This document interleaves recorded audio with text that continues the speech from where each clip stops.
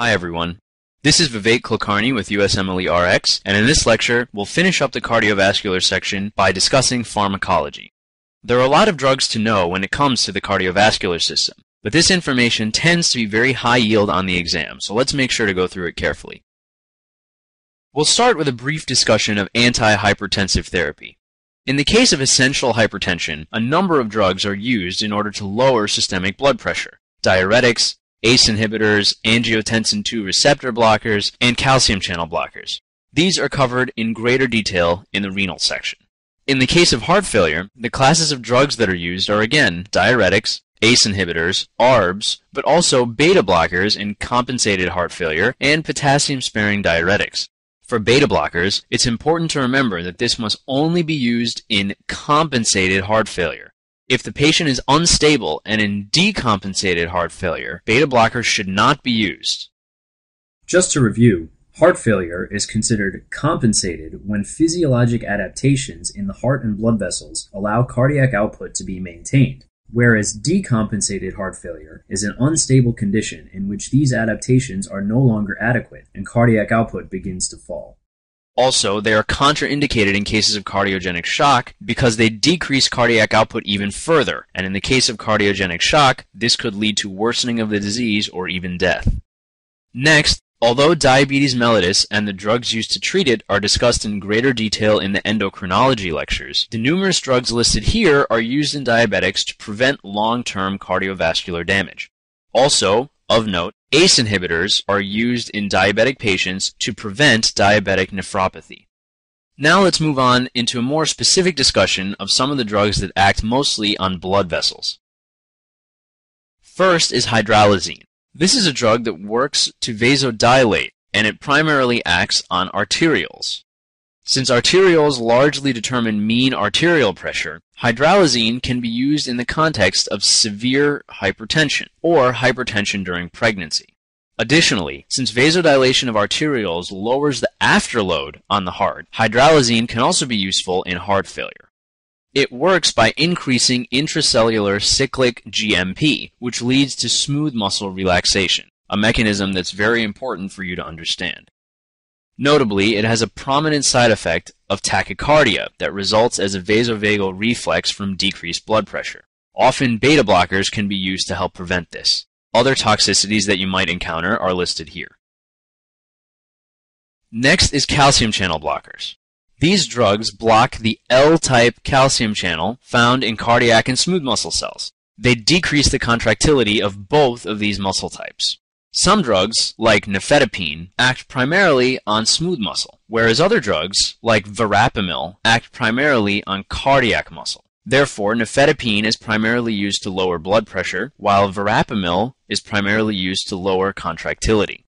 Some drugs, like diltiazem, have effects on both tissues. As a result, this class of drugs can be used in many clinical scenarios, including hypertension, angina, and arrhythmias, and also Prince-Metal's angina and Raynaud's disease. Side effects are numerous, but important ones include AV block, peripheral edema, and flushing. Others are listed here. Now we'll discuss some of the treatments for malignant hypertension, also known as a hypertensive crisis. The goal of therapy in this case is to quickly reduce blood pressure to prevent the likelihood of strokes. Nitroprusside is a very short-acting drug that works via nitric oxide release, which increases cyclic GMP and leads to vascular smooth muscle relaxation with subsequent dilation of blood vessels. However, it can cause cyanide toxicity if given in too large a dose or too quickly. Phenoldiprem is a dopamine receptor antagonist which causes vasodilation of renal vasculature. And finally, diazoxide opens potassium channels, which relaxes vascular smooth muscle due to hyperpolarization. Additionally, because of the relationship between serum potassium and insulin, which is covered in greater detail elsewhere, this drug can also lead to hyperglycemia. One important clinical fact about malignant hypertension is that the goal is never to lower blood pressure to what would otherwise be considered normal, that is, around 120/80. Instead, the goal is to lower blood pressure to something like 140 or 150. At this level, the likelihood of stroke is much less, but the risk of decompensation in the vascular system is also much less.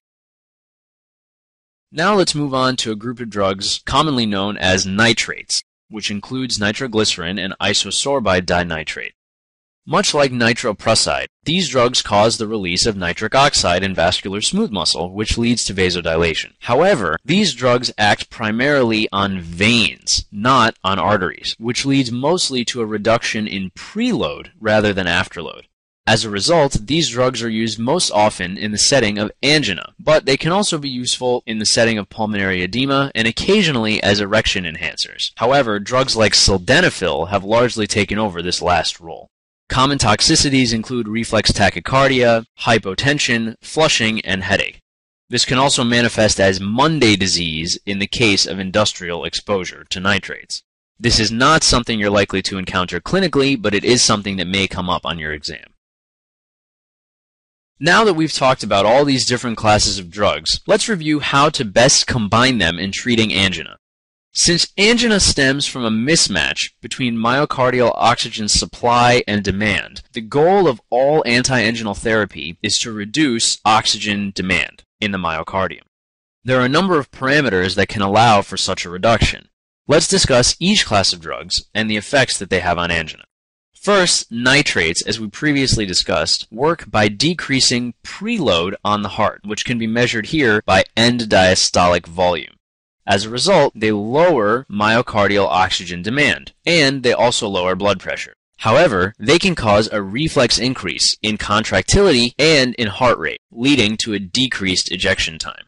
On the other hand, beta blockers work by decreasing the afterload on the heart, which also decreases blood pressure and myocardial oxygen demand. However, they also have the effect of decreasing cardiac contractility and decreasing heart rate, leading to an increased ejection time. As a special note, pindolol and acebutolol are contraindicated in angina because they have partial beta agonist activity. When these two classes of drugs are combined, the overall effect is a marked reduction in myocardial oxygen demand, which is the whole goal. There also is a decrease in blood pressure and a decrease in heart rate, but there ends up being little or no effect on end diastolic volume, contractility, and ejection time because the side effects of the two classes of drugs tend to cancel each other out. That's why the combination of a nitrate and a beta blocker is so frequently used in the treatment of angina and something that you'll almost certainly run into in clinical practice. Also, as another side note, calcium channel blockers have effects on angina that are dependent on where they act. Calcium channel blockers that act mostly on blood vessels, such as nifedipine, have results similar to nitrates because their mechanism tends to be similar. On the other hand, calcium channel blockers that act primarily on the heart, such as verapamil, have results similar to beta blockers because, again, the mechanism tends to be similar.